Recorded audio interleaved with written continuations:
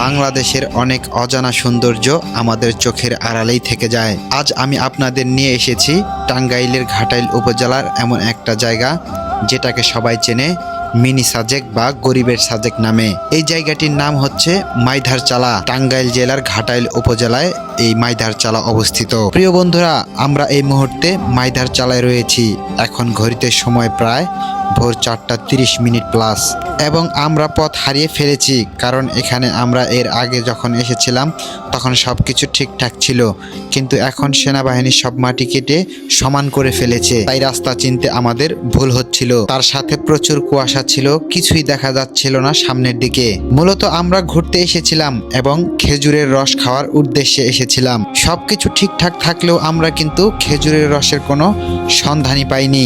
আশেপাশে খেজুর গাছ আছে, কিন্তু খেজুর গাছে কোনো রস নেই। এর আগের বছর আমরা এখানে এসেছিলাম এবং এখান থেকেই রস খেয়েছিলাম। যাই হোক, আমাদের ব্যাড লাক, কিন্তু এত সুন্দর সকাল যে আমরা উপভোগ করতে পারবো সেটা কখনোই ভাবিনি। মহান সৃষ্টিকর্তার কাছে শুকরিয়া আদায় করছি, আলহামদুলিল্লাহ।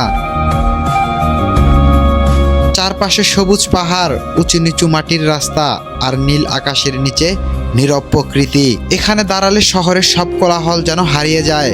এই শান্ত পরিবেশটাই মাইধারচালার আসল সৌন্দর্য। এই পথ ধরে হাঁটতে হাঁটতে মনে হয় প্রকৃতি নিজ হাতে আমাদের একটু প্রশান্তি ছুড়ে দিচ্ছে।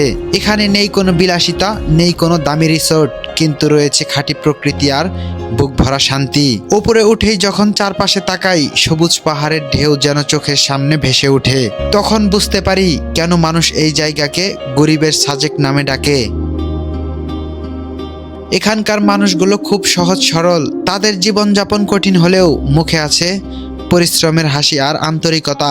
এই মানুষগুলোই এই জায়গার সৌন্দর্যকে আরো জীবন্ত করে তুলেছে। দিনের শেষে যখন সূর্য পাহাড়ের আড়ালে ঢলে পড়ে, মাইধারচালা তখন আরো মায়াবী হয়ে ওঠে।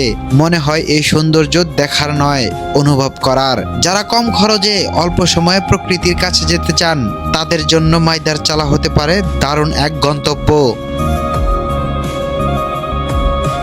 ঘাটাইলের এই গরিবের সাজেক হয়তো বড় নয়, কিন্তু হৃদয়ে জায়গা করে নেওয়ার মতো যথেষ্ট সুন্দর।